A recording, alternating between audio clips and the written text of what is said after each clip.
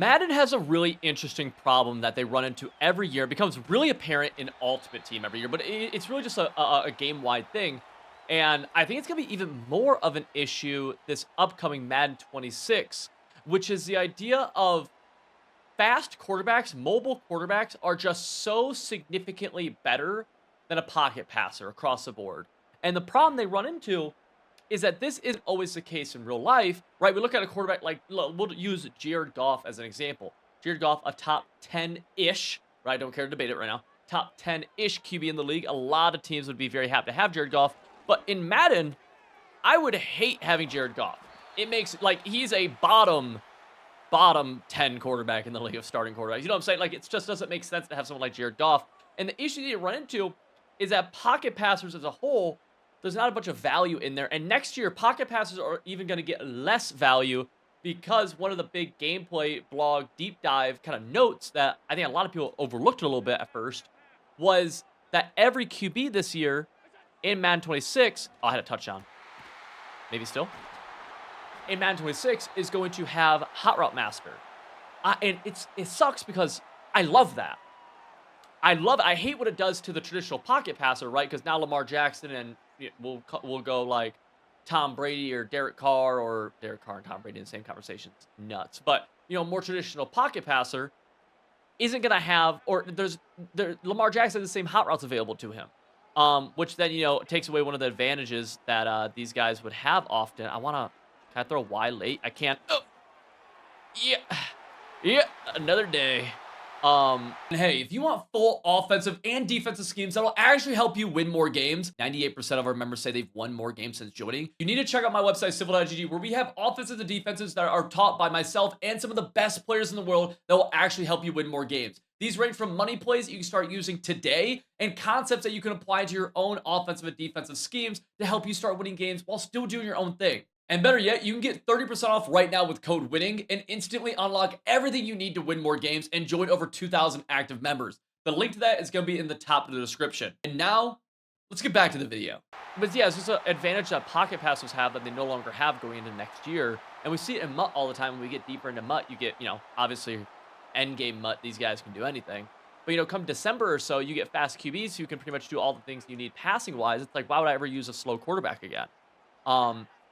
And, I don't know totally the right answer for it, to be honest with you. I don't even know if, because like some of the answers that come to my mind are, I don't love the answers, right? Because you might be like, okay, well, more mobile quarterbacks should miss more throws maybe, right? Should have lower throw accuracy, assuming that it's realistic to how they play in real life, obviously, right? They shouldn't just be, oh, you're fast, you must have bad accuracy, but, something like that. But honestly, I'm not a fan in-game of people missing throws. I actually don't love it. I don't think it's a great thing that we want to like use as a, oh, this quarterback misses a ton of throws. Like, that's objectively not great, at least for competitive play. With that being said, there's absolutely an argument to be made for someone like, I'm trying to think of a QB who's fast, oh geez, this is a tough formation. Nice. Who maybe isn't as accurate. I'm trying to think, we'll go a crazy one like Tim Tebow. OG Tim Tebow, my favorite player in NFL history, I think, is Tim Tebow. But I'm blanking on like an NFL player who would like fit this really well. I mean, Lamar Jackson's improved his command a ton over the years. But even like rookie year Lamar Jackson, right? It's like, man, I don't really want those QBs missing throws, even though there is an argument for it. I just don't think it's great for comp play. So the other one that comes from it is, okay, maybe it's like velocity, and that is a thing where I do think they could, one of the best things they could do right now to help make pocket quarterbacks usable and like an argument, right? I kind of love having quarterback diversity.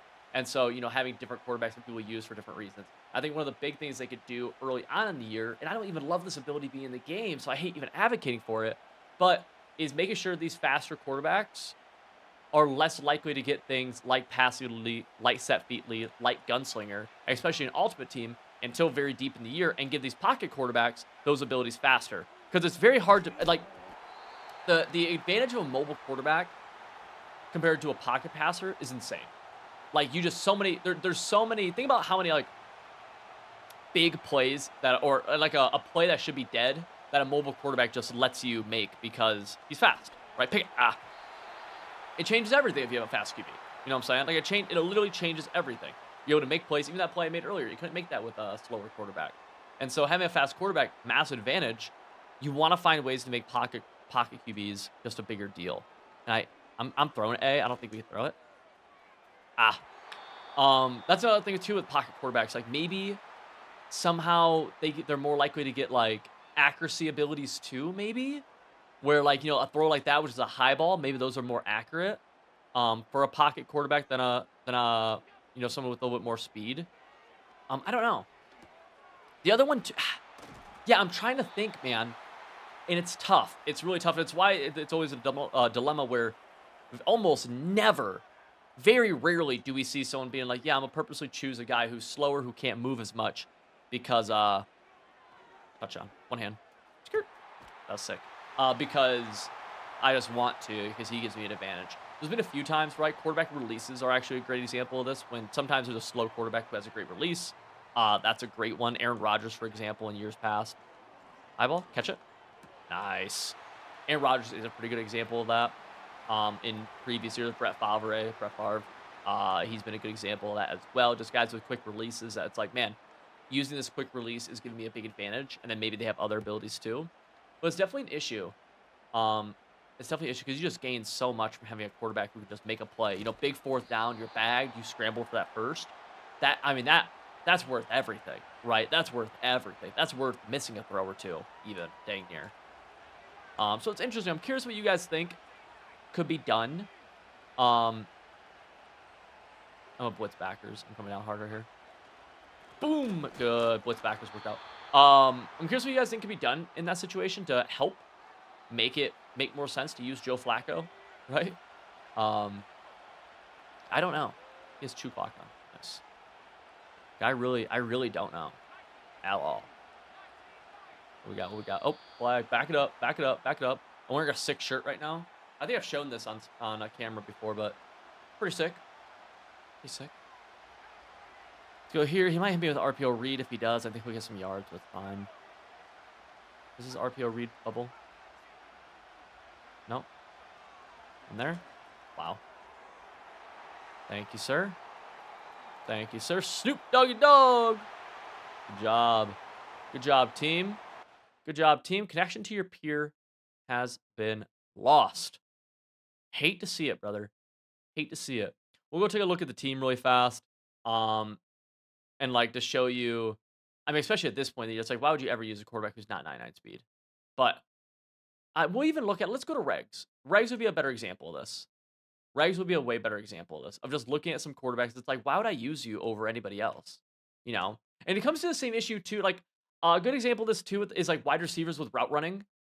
It's like, why would you? It's a hard argument to ever be like, yeah, I'm going to use a wide receiver who's 4 speed lower because he has better route running. Like you almost never do that unless it's like maybe height or maybe route running, like a special ability or something. But pretty much always at wide receiver, it's like, bro, we gotta get our fastest dudes on the field, unless it's close. Like, let's pretend Khalif Raymond and Amon-Ra St. Brown we're comparing. 92 speed to 90. I want Amon-Ra because he has some abilities. But it's like, dude, someone like Jared Goff, it's like 78 speed, 88 overall, but it's like, dude, he's so slow. Why would you ever use him over someone even like Bryce Young, who 87 speed? It's like, in an online game for your life, who are you using here if you get to choose, right? Just quarterback. We're just talking quarterback. There's a good chance I'm using Bryce Young, especially because Goff has no abilities. Look at Goff's abilities; they're very bad. Their abilities are pretty much where are the abilities? Does it not say abilities here? Where do you see ability? Oh, it's that other screen. I haven't looked at. I don't know if I've been in the roster screen all year, but it's not very good abilities. We'll say that. Player details. You can't see abilities like this. Where do you see abilities at? Interesting. Nonetheless, you know what I'm saying? There is a threshold somewhere, because like someone like Hendon Hooker is gonna miss a lot of throws, right? Like you get too bad, he's gonna miss a lot of throws, but there's definitely some there. Like right here, Jordan Love to Malik Willis. It's like you're gonna use Jordan Love here because Malik Willis is just so bad. Um, Obviously Lamar's an anomaly. We go somewhere like Geno Smith. Even Geno Smith, I'd rather use him than Jared Goff. 89 speed, 100% every day, all day. Who else? Who's a good example? Josh Allen. Who's the fastest QBs in the league? Kyler Murray, Anthony Richardson. You do usually I feel like underneath 75 overall, which is not it's not tied directly to overall, it's tied to like throwing stats. But like once you start getting underneath like in the mid 70s and underneath the 70s, like that's where you start seeing like, oh, bad throws from a quarterback being bad. But it's like, you have someone like Jaden Daniels, 85, 85 overall, 90 speed. You compare him to, I mean, there's no pocket passer in this game right now that you'd rather have than him. You know what I'm saying? So it's like it's an interesting dilemma that I don't know the fix for, but I don't know. It's interesting to me. Um, and it's always been an issue, and now it's just gonna become more of an issue because everyone has Hot Route Master. Hot Route Master is what made the Patriots and the Buccaneers with Tom Brady in regs before Brady retired. Like, you used the Patriots because Tom Brady had Hot Route Master, and he could not move, but he had Hot Route Master. And I even used him in a professional tournament that we did well in because he had Hot Route Master, and that's why. And I purposely forgot, whatever that word would be, faster QBs. So interesting thought process. Cool little conversation. With that being said, boys, you enjoyed this video, hit that subscribe button. We have College Football 26 coming out here in about a week or two. So yeah,